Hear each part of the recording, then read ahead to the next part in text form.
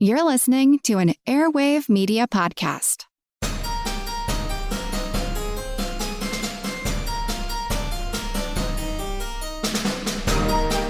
Hello, and welcome to Ben Franklin's World Revisited, a series of classic episodes that bring fresh perspective to our latest episodes and add deeper connections to our understanding of early American history.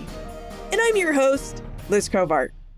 In our last episode, episode 433, we heard about the story of the Chasseurs Volontaires de Saint-Domingue, a black regiment of soldiers from the French colony of Saint-Domingue, present-day Haiti, who fought with and on behalf of the American revolutionaries at the Siege of Savannah in 1779.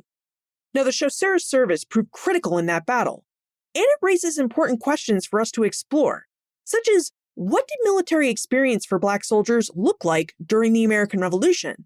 What motivated black men to enlist? And what did they hope that freedom might look like on the other side of American independence?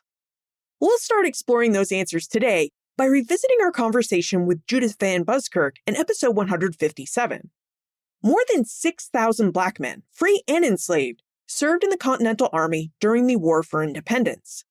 But their stories are often overshadowed by traditional narratives of the war.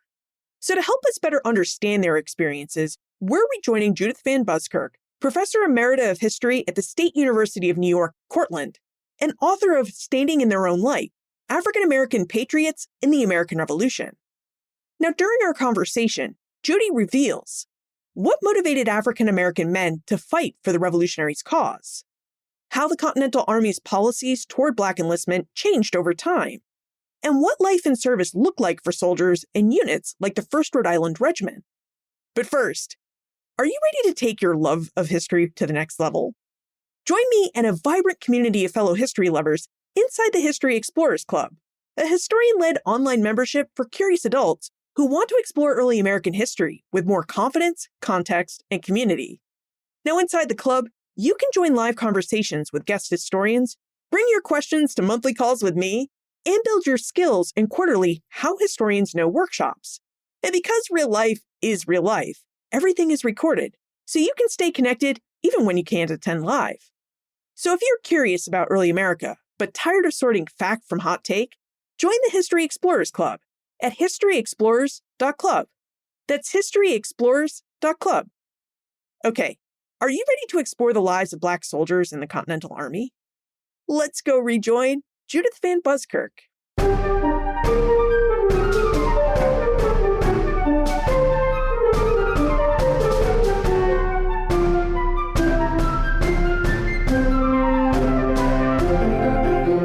Our guest is a professor of history at the State University of New York, Cortland.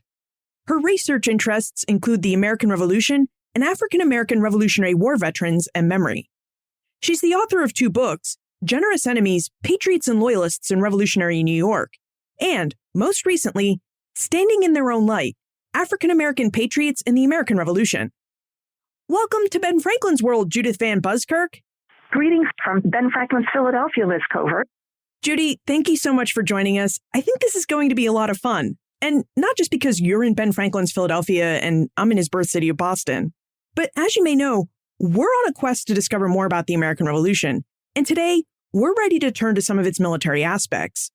So with that in mind, I wonder if you would provide us with an overview of your research concerning the participation of African Americans in the War for Independence. Well, I guess I would start with numbers.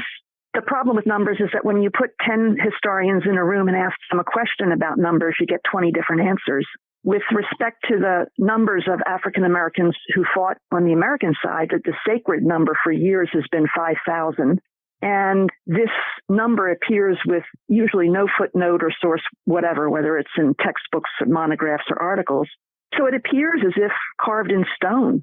The earliest source for the 5,000 number that I've been able to find is a late 19th century book.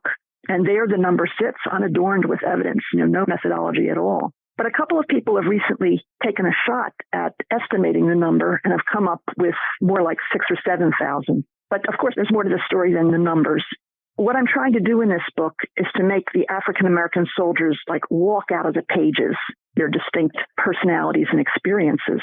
And most of the sources about Black Revolutionary War that's thus far are from whites who talk about them as a group. So you'll find sources saying, likely Negroes built fortifications or the Negro troops marched very well. But you give a biography about an individual and you tend to remember not only the stories, but the context in which the stories occur. So this book is filled with men and their stories and men whose names you haven't heard before. Prince Bailey, Mark Murray, Hamid Ahmed, Jeff Brace. And what do they tell us about the revolution? Well, their narratives enrich and complicate the story of the revolution. I mean, they tell battle stories not in sync with the versions provided by the generals. And they'll tell you what they were up to when they were not on the battlefield. They tell you that they served in an integrated army. And when I tell people that, they say, wait a minute, wasn't it segregated until Truman, passed the executive order in 48? But no, Washington's army was an integrated one. And the black men served longer hitches than white guys. And after the war, there's a story because their struggle continues into the early republic. And that early republic is a rough place for black people. It denigrates black people. And that happens up north as well. So the African-American vet had to fight to get in to the army. He had to fight to defeat the British during the war. And then he had to fight after the war for, his rightful place in society. And their children and grandchildren in the Black abolition movement, they absorbed the stories and used their example in their arguments. Well, we certainly need to dive into a lot of different details here. But before we start getting into the details, we should really talk about the historical sources Judy used to research African-American participation in the War for Independence. Because it seems like we know both a lot and very little about African-Americans who served in American military units because of what the historical record tells us about it.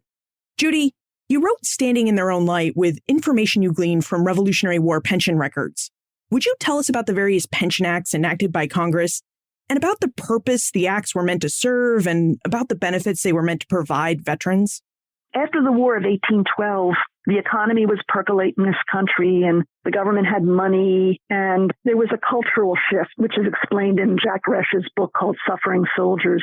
And, our president at the time was a Revolutionary War vet.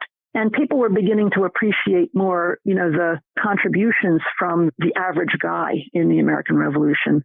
And so Monroe proposed that we give pensions to the old vets from 76. The Pension Act was passed in 1818. And in it, any vet who served in the Continental Line, at least for 9 consecutive months, and could prove financial distress, they would get a pension. And the government estimated there might be 2,000 guys, who would qualify for this. And when the Pension Act was passed, 20,000 guys come streaming into the courthouses to apply for a pension. A couple of years later, in 1820, the Congress passes another act because there are just so many men who are applying and they're not destitute. They're doing fine, thank you very much. So they pass a law that says that even if you've gotten a pension already or you're in the process of getting one, you have to provide an inventory of everything you own with a value attached to it. And so if you pass muster, you got an $8 a month pension check, which was a great thing for poor men, These inventories, they might list, a sum total of $4 or $5 as the sum total of all these guys had to their name.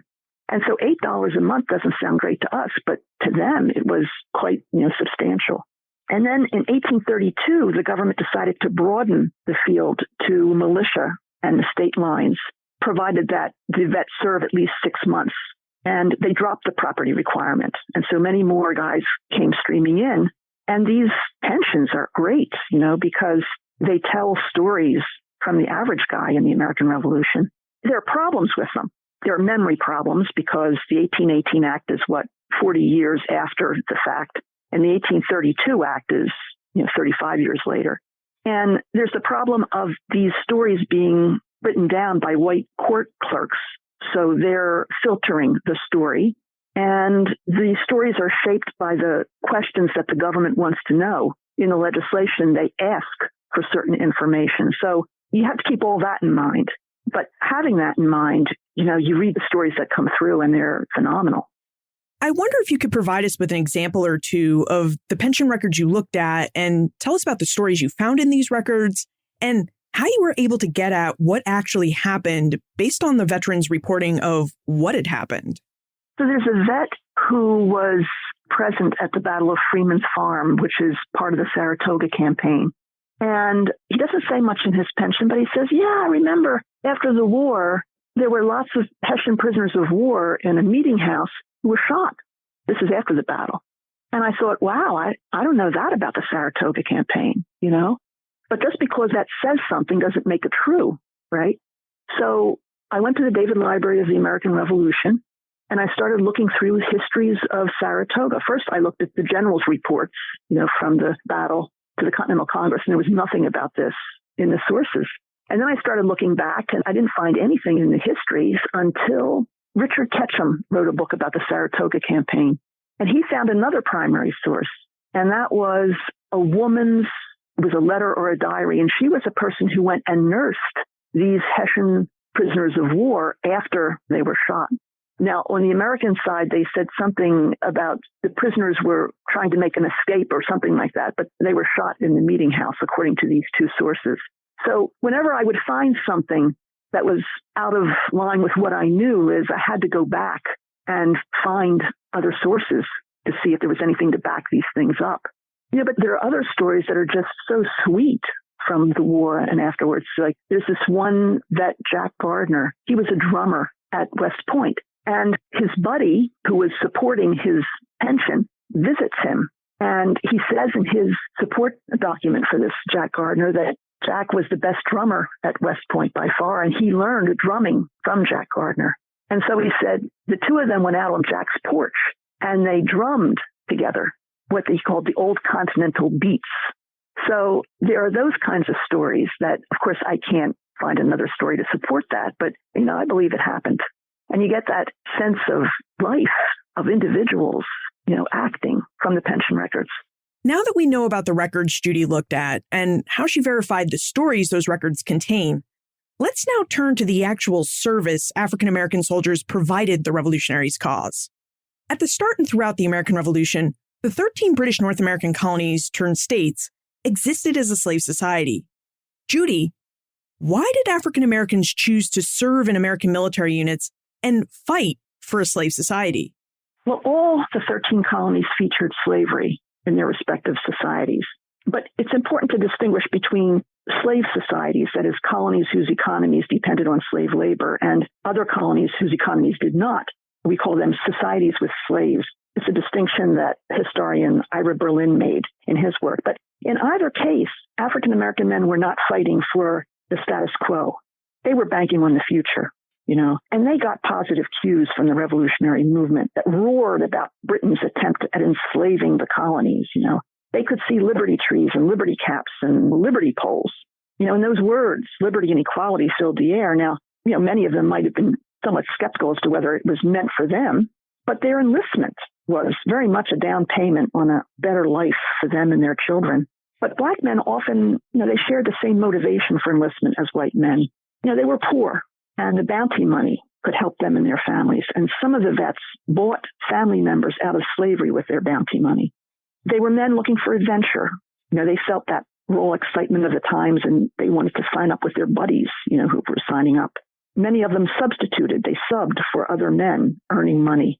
And some, you know, were just inspired by the words of the revolutionary movement and, you know, about duty to one's country and so on. And some joined for reasons that only Black men could experience. Their masters would free them if the enslaved man subbed for the master or for the member of the family. And for a brief time, Rhode Island freed slaves who enlisted for the duration.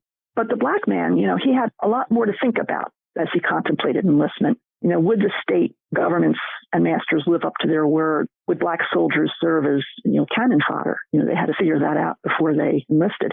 And they had a real choice when they were considering signing up. And that is that the British offered African-American men who belonged to rebels freedom if they came and worked in the British military effort. And that offer was reinforced by generals throughout the war. And it got to the point where I think it was General Clinton who said, you know, if you come across the lines and you can adopt any employment and be free. So when these vets who fought in the Continental Line and in the militias, they really had a viable choice when they signed up.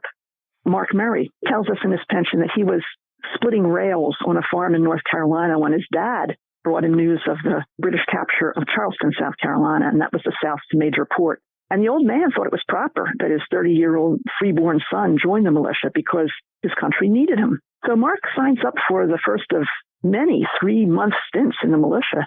And after each hitch, Mark presented his discharge papers, to his dad. So it was a little ritual associated with the end of each stint. So the British Army offered freedom to slaves who were owned by rebels and somehow made it into their ranks. But what did the Continental Army offer? Would you tell us about the Continental Army's policy concerning African-American soldiers?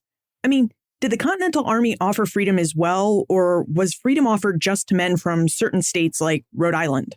The Continental Army's policy on African-American soldiers came from the civilian wing of the government, the Continental Congress. And at first, no blacks were to be recruited. And Washington's orders reflected this. No boys, no deserters, no Negroes. Washington asked the Board of War if he could distinguish between slaves and free blacks. No, said the Congress, no. Well, there were many free black men already in Washington's army from back in the Lexington Concord days, and they let it be known that they were, to use Washington's words, much dissatisfied. So in 1775, Washington approves the recruitment of free blacks, but then Congress hemmed him in again by stipulating that only black soldiers who participated in the Army at Cambridge could enlist, no others, reaffirmed the Congress. And Washington then warned John Hancock, the president of the Congress, that soldiers who felt they were left out could seek employment elsewhere, which was a coded phrase for the Brits. They could go to the Brits. An alarmed Congress then allowed free blacks to enlist in early 76, excluding only boys, old men, and slaves. And, they served in an integrated army. There was one regiment in the Rhode Island line that featured black privates for only a couple of years with white officers. And there were also all-black companies of men with white officers. But for the most part, the Continental Army was integrated. And the laws associated with enlistment varied from state to state. Did the Continental Army's policy regarding black soldiers allow them to rise through the ranks as far as white men, given that it was an integrated army? No, there was the glass ceiling at the private level pretty much. A couple of my colleagues have pointed out like one individual who might have been an African American and might have been an NCO, a non-commissioned officer. But I've not found evidence of this. They were pretty much at the private level throughout the war. And what was the overall experience like for African Americans who served in the Continental Army? Did they actually get to soldier and fight in battles? Or did the Army relegate them to manual labor tasks such as building roads and fortifications like redoubts? Well, black men both fought in battle and performed support duties, like constructing fortifications and serving officers. And while Southern states tried to take guns out of the hands of African Americans, 75% of black Southerners in my sample noted specific battles in their pension applications. And while being present at a battle doesn't necessarily mean that they saw combat, evidence of a wound would indicate that veterans were likely in the thick of the action. And more Southerners in my book noted being wounded than soldiers from north of the Mason-Dixon line, which was kind of interesting. And one vet, Liz, really sticks out for me, and that's Thomas Lively of the 8th Virginia. He survived the encampment at Valley Forge. He lost an eye at Monmouth in 1778. He was wounded in the leg at the siege of Charleston. He was a prisoner of war for 14 months, and then he hobbled into Yorktown where he participated in the siege. And, I'd like to nominate Thomas Lively for a posthumous Purple Heart and any other service medal applicable to his situation. And that's Thomas Lively of Petersburg, Virginia. He was penniless when he applied for a pension as an old man. And about, I'd say 20 of the soldiers in my sample mentioned seeing officers killed or wounded. One South Carolina vet recalled the death of General Pulaski, the famous Polish soldier, in Savannah. And the vet said, the general's thigh was cut off and then he died. A Rhode Island soldier saw Lafayette wounded at Brandywine. Another vet saw his beloved general, whom I never heard before I read the pension, William Lee Davidson. He was shot on his horse. And the black private recorded the general's last words, which was something like, "Help me down, boys. I'm a dead man. Spread the word," Another vet in his pension application wanted to make sure that his dead buddies would be remembered, so he purposely mentioned these privates' names in his pension. There were black soldiers in light infantry units, which were the elite of the Army, there were many black soldiers who received badges of merit when discharged, an honor that many white vets didn't receive. So yes, they fought in battle, but as black men, they were prone to support duties, most notably as servants to officers. Now, most men who served as such did not point to their skin color as the reason. You have to remember that black men who applied for a pension had to be very careful. They likely played down any racist treatment because they realized their applications would have to be approved by their local courts and then the Washington, D.C. pension office. And all these places were peopled by white men. But some of the vets very matter-of-factly say words to the effect that, well, being a colored man, I was assigned to be a waiter to an officer. Or others might say, the only way I could get into the Army was to substitute for another man. I just couldn't, sign up on my own. And many African Americans served as wagoners, which was an essential non-combat role in provisioning the Army. And there were civilians hired to drive wagons, but there were also soldiers who did so. And wagons, I learned in my research, constituted a perennial headache to George Washington. There weren't enough of them. And I remember one order from Washington where he chided officers who put too many of their niceties on the wagons. And Washington said, if I see one more officer's heavy bedstead on a Continental vehicle, that officer's going to be severely reprimanded. Years ago, John Shai, the great military historian, wrote a piece about the unheralded importance of wagons, and black men were very much a part of that scene.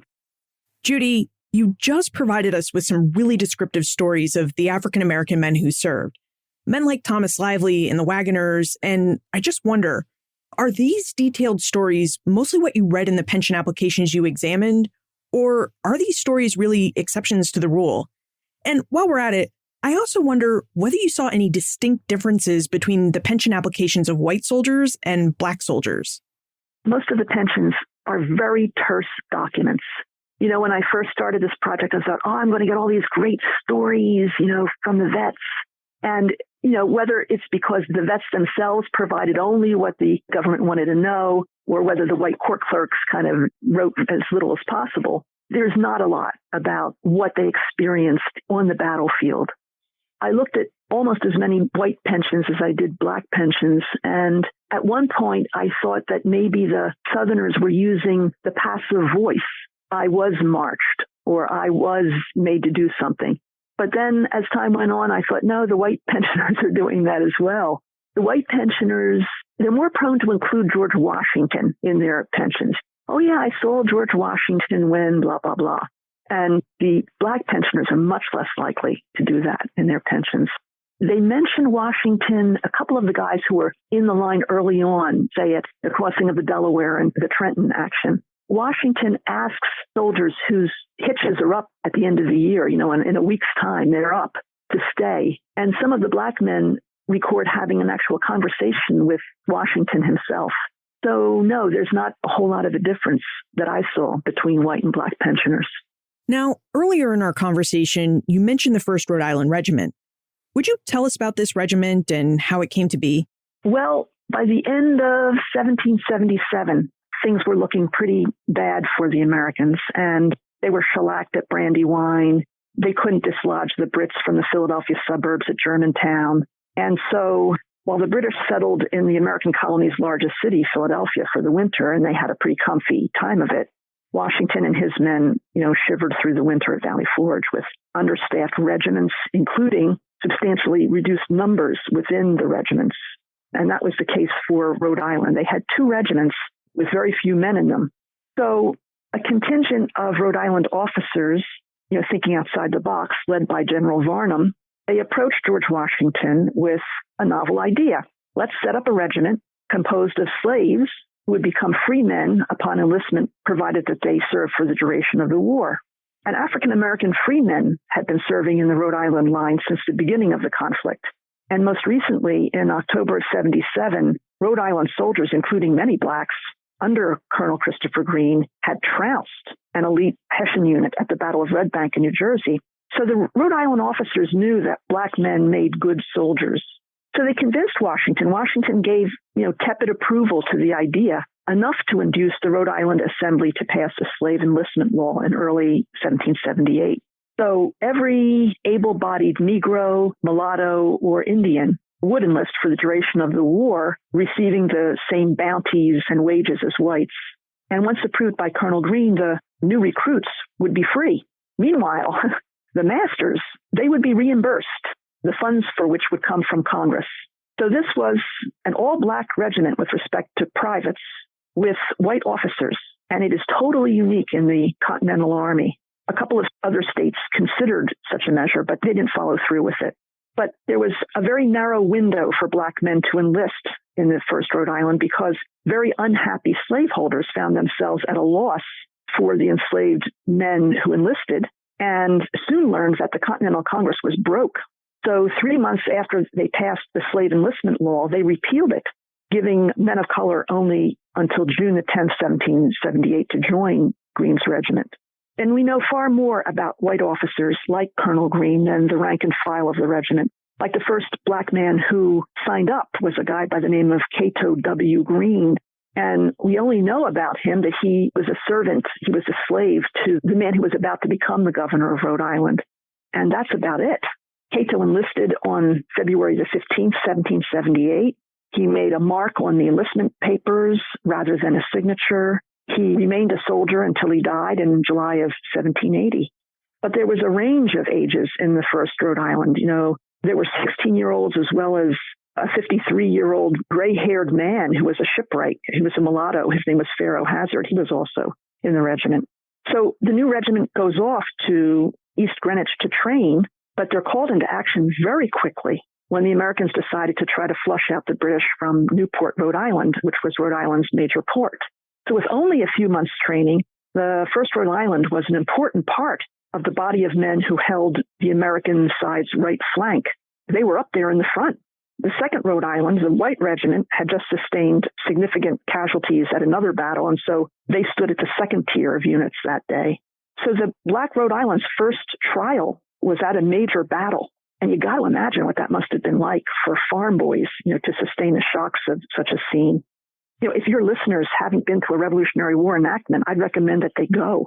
I attended a Battle of Germantown event a couple of years back, and I was astounded at the ear-piercing racket a line of just 12 muskets could make.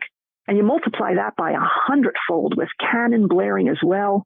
And that right flank, those rookies, they withstood more than one Hessian assault and shells lobbed in from the ships in the Narragansett Bay.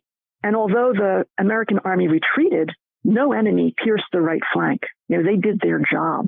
Nevertheless, after the battle, a rumor spread around camp that the 1st Rhode Island's conduct was subpar. And then Washington countered this rumor, saying in a message to the troops that the 1st Rhode Island was well entitled, to all the proper share of honor of the day.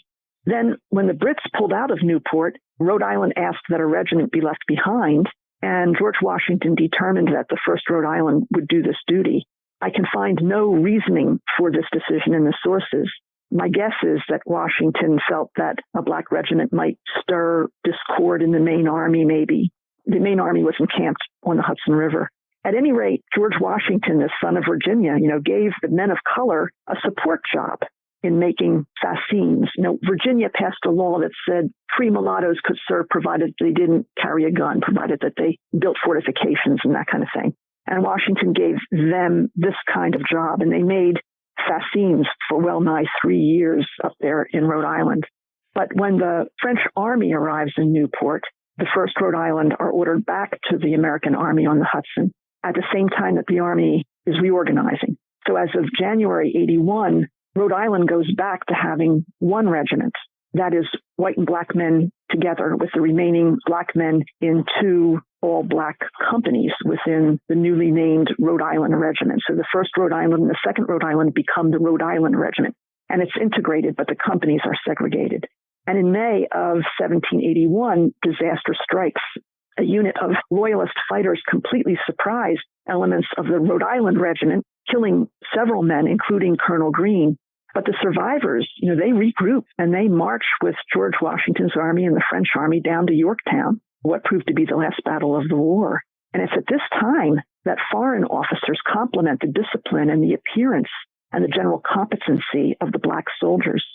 So the 1st Rhode Island Regiment was in a position to answer the critiques about Black men's abilities as soldiers because they were a discernible Black unit in Washington's army. It sounds like the 1st Rhode Island's uniqueness as an all-Black fighting unit was sometimes problematic in that they did occasionally experience discrimination because they weren't a fully integrated unit. Yeah, that's true. But you know what I think is that they might have liked the fact that they were in a segregated unit. They were fighting with other Black men. They were intense and their messes were all Black men, and they could tell jokes. They could understand one another. They didn't have to interact all day with white guys. There might have been, a positive part of that for them. Now, Rhode Island was successful in forming a Black regiment. But if we've seen or heard the music from Hamilton the Musical, we know that it wasn't the only state that tried to form such a regiment. We know that John Laurens of South Carolina also tried to form a similar all-Black fighting unit, but that he wasn't successful with it. Judy, let's talk about our sponsor for a moment, and then I hope you'll tell us about John Laurens and his attempts to form an all-Black regiment from South Carolina. Thank you for listening to Ben Franklin's World.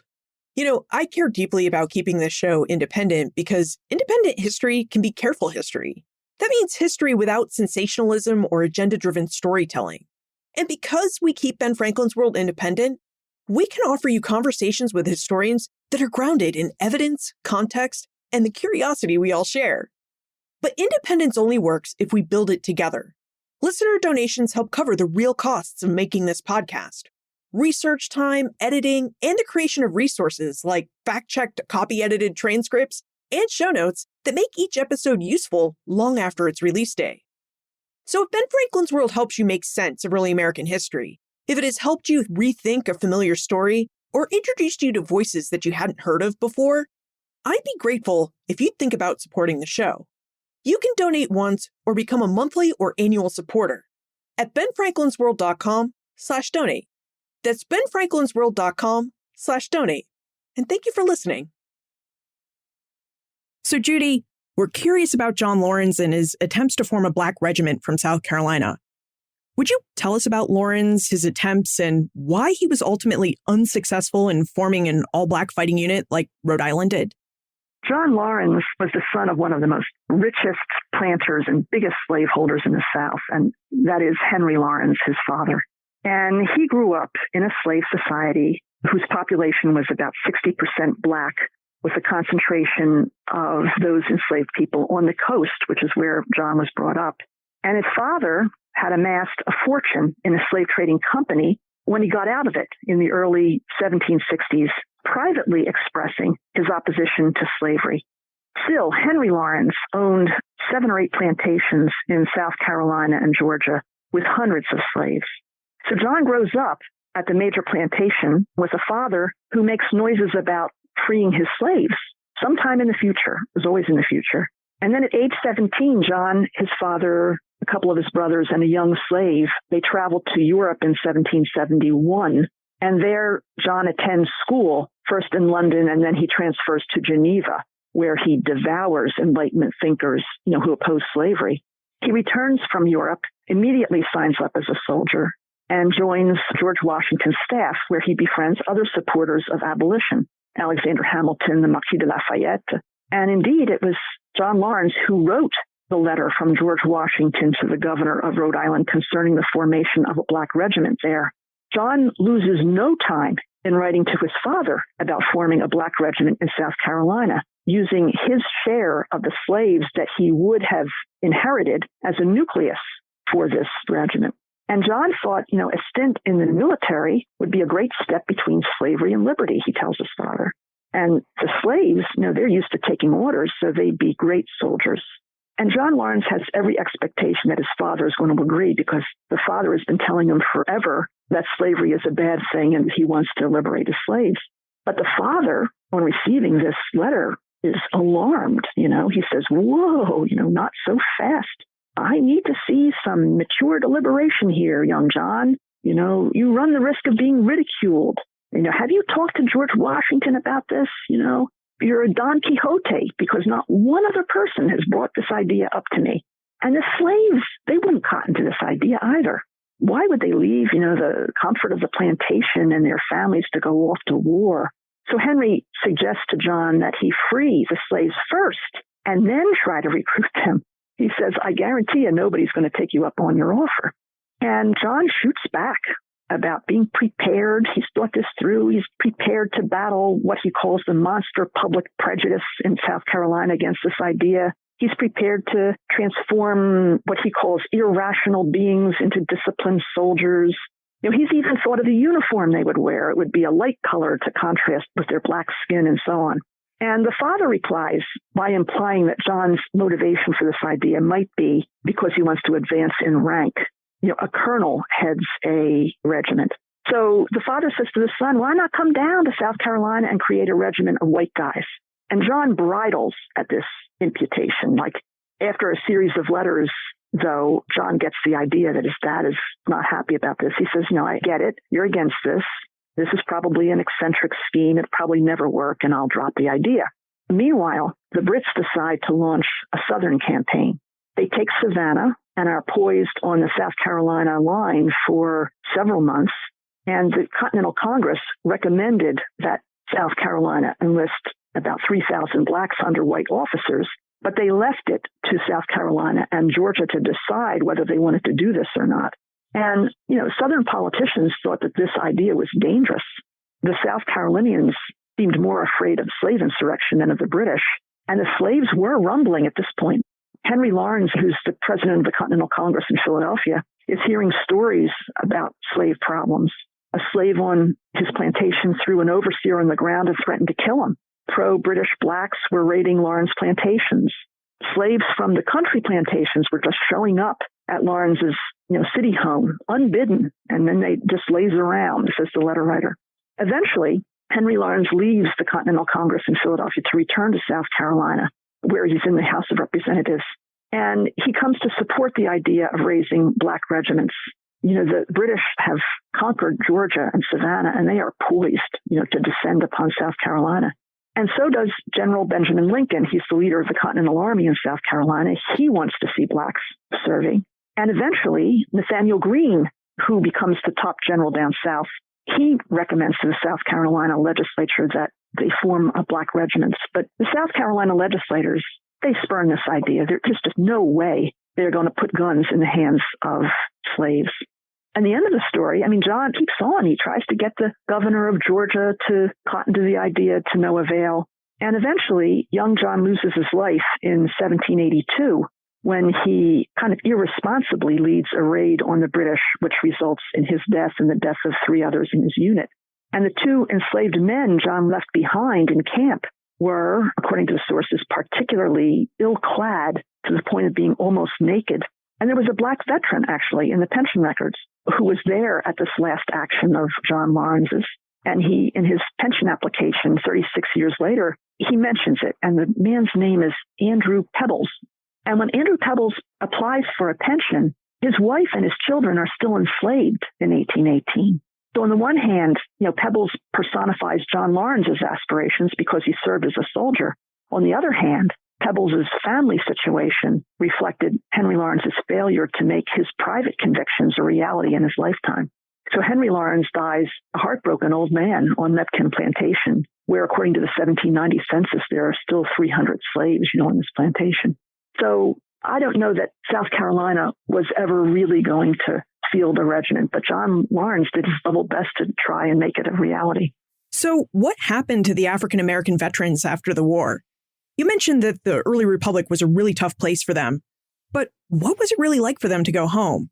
And did the fact that they had served in the military to effect independence give them any sort of extra foothold or advantage in the new nation?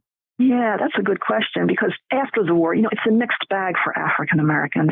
There is the gradual demolition of slavery up north. There are famous cases in Massachusetts during the war of slaves who say, wait a minute, the state constitution says everybody's free and equal, so shouldn't we be? And juries agreed with them. And so that starts the beginning of kind of a judicial dismantlement of the institution in Massachusetts. And then in 1780, Pennsylvania passes the Gradual Emancipation Act. That's the first, legislative act that does this, and other states in the North follow. And then in the Chesapeake, there's talk about looser manumission laws. So as the vets walk home, I think they see hope. on the horizon. They have a discharge certificate that says their name, comma, soldier. That's what it says. It's a printed form, and there's a space for the name. And it doesn't say black soldier or man of color. It just says soldier. And they often went home with badges of merit. So at the bottom of a discharge certificate, if their service merited it, they got a badge of merit. And not all whites get them. So it's the one thing, that black men could get that white men might not get, this recognition. And when they walk home, the families talk about seeing them in uniform and how proud they are of these guys. There are individual cases in the pension records of black vets getting a break because they served. In the South, though, you had the growth of the Cotton Kingdom, and you had the mass removal of thousands of slaves from the Chesapeake to the lower South. And Virginians saw the number of free blacks grow by more than a third from 1790 to 1800. So they passed laws that could re-enslave blacks, and they passed laws that limited the number of free blacks in Virginia. They even went after free black orphans. They said you can't teach them to read or write. In the North, slavery was on the brink of Niagara, but the Northerners weren't prepared to give African Americans equal rights. Northern states started to deny free blacks the right to vote. New Jersey, Connecticut, Delaware, Pennsylvania, and some southern states, too, where blacks could vote. Maryland and North Carolina, they were also denied the vote. In New York, the legislature raised the property requirements so high just for black men so that they effectively closed down the option to blacks in New York as well. And, what was that like for a veteran? New Jersey was the first northern state to take back the right to vote. And there was, Thomas Carney, who enlisted for the duration. He survived Valley Forge. He fought at White Plains, Brandywine, Germantown, Monmouth, Camden, Guilford Courthouse, 96, Eutaw Springs. Now there's a man who gave everything but his life, and now he's told he's not worthy. And when Connecticut took away the right to vote from black men, there's Robin Starr, another of my vets, 6 years in the Continental line, a string of battles, wounded twice, a badge of merit winner, 2 badges of distinction winner, and now he's told he's not worthy. And there's one vet, I forget his name though, but in the same year that his state disenfranchised him, he got a letter from the federal pension office saying that he was a hero of the revolution. And as we turn the page onto the 19th century, there's what I call a frowning world for black people. There's greater violence against blacks. There's that ugly racist rhetoric about the innate inferiority of blacks, starting with Thomas Jefferson and Notes on the State of Virginia. There are pseudoscientists, who are proving that blacks are inferior because they measure the bumps on their head or they measure the angle of their skulls, and they proclaim these people as innately inferior. And I think that most white Americans in the 19th century would just as soon forget that African Americans contributed to the revolution. But the African American community is just not going to let that happen. The black community confronts every outrage that's thrown at them after the war and uses not only the rhetoric of the war, but the example of the black veterans, their sacrifice, their worthiness.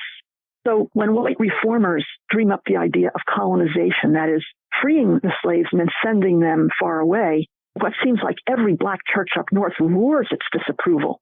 And in each case reminds the country of the blood spilled in the revolution by black men. And when Pennsylvania moves to renege on black voting rights, a group of black Pennsylvanians, they produce this pamphlet, and they provide a veritable history lesson about the first Rhode Island.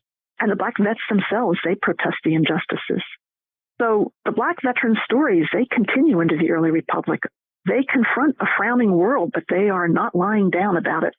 Many historians have argued that the American Revolution was a failure for African Americans. But in standing in their own light, you strongly disagree. So Judy, would you tell us why historians make that argument and how and why you disagree with it? Well, those historians generally say that the revolution didn't live up to its rhetoric, and they'd be right about that. I wouldn't disagree with that. But to dismiss the revolution because it didn't free all the slaves and deliver on its promise of equality, I think that's wrong-headed. The revolution was a giant motor for change for African American life.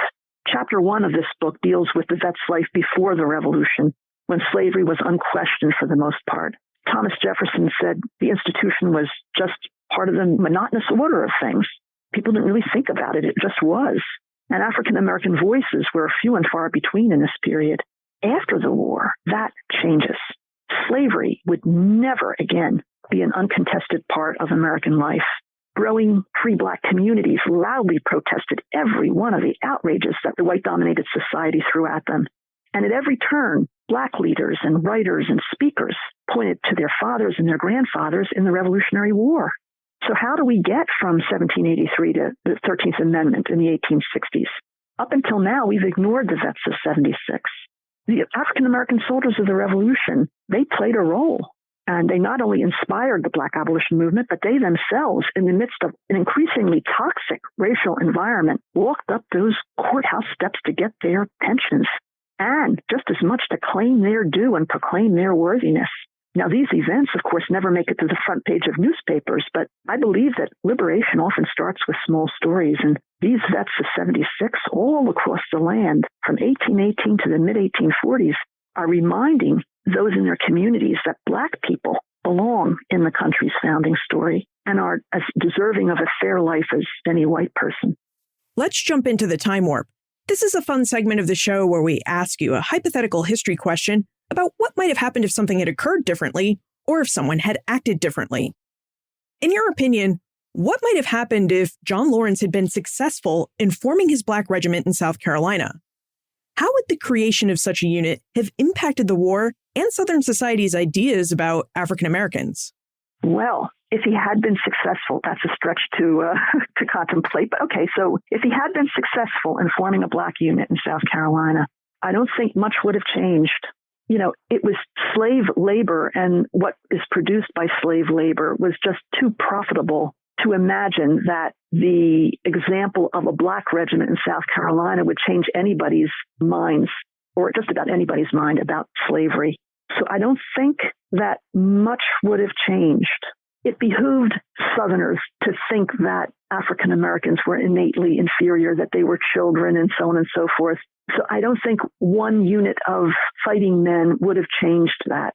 Cotton is cotton, and that's money. I just don't think it would have happened. I wish I could imagine a sunnier scenario for your question, but I really can't. Judy, you've written 2 books about the American Revolution. Are you working on a third? I'm working on an article with Amy Scott, one of my colleagues up at SUNY Cortland, and we found this African-American guy way up in Philadelphia County, in what's Montgomery County outside Philadelphia, who's extraordinary. And there I will stop because it's an incredible story about the way that he liberates himself and his 9 children out of slavery. So we're working on that. And I have a couple of more ideas in mind. But eventually, Liz, I'm going to be writing a book on the glam girls of the 1930s silver screen, because I'm an actor myself. And these women are workers in a new industry, and they're feisty. And there's more to them than just the fancy clothes they wear and the movies that they make. So that's all in my future, hopefully. And where should we look for more information about how we can contact you if we have any questions about the African American soldiers of 76? That's easy. That would be the SUNY Cortland website. You can reach me through the university. I'm currently on phased retirement, so I'm down here in Philadelphia, but I answer emails. So that would be the way to contact me. Judith Van Buskirk, thank you for joining us from Ben Franklin's Philadelphia and for helping us explore the African American military experience during the American Revolution. You're quite welcome, Liz. This was fun. I hope I hear from some of your listeners. Judith Van Buskirk's work reminds us that while the American Revolution didn't live up to its rhetoric of liberty and equality, those ideals that we're still working towards today, the revolution still proved to be, in her words, a giant motor of change in the lives of African Americans. Black men had to fight just to be allowed to serve in the Continental Army, and yet once they were in the Army, they fought in key battles, constructed important fortifications, served as wagoneers moving vital supplies, and earned discharge papers and badges of merit, sometimes even when white soldiers did not. As Judy revealed, the service of Black Continental soldiers inspired future generations.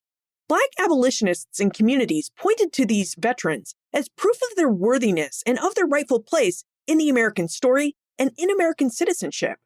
They were, as Judy put it, reminders across the land that Black people belonged in the founding narrative of the United States. You'll find more information about Judy, her book, Standing in Their Own Light, plus notes and links for everything we talked about today on the show notes page. benfranklinsworld.com/157. Now, don't forget that friends tell friends about their favorite podcasts. So if you enjoy Ben Franklin's World, please tell your friends and family about it. Production assistance for this podcast comes from Joseph Edelman, Karen Wolf, and Morgan McCullough. Breakmaster Cylinder composed our custom theme music. This podcast is part of the Airwave Media Podcast Network. To discover and listen to their other podcasts, visit airwavemedia.com. Next week, we'll continue our exploration of African American service in the Continental Army with the story of the Frank brothers of Rhode Island, a story that adds yet another layer to our understanding of race, service, and citizenship during the American Revolution. So be sure to keep your eyes open for episode 434.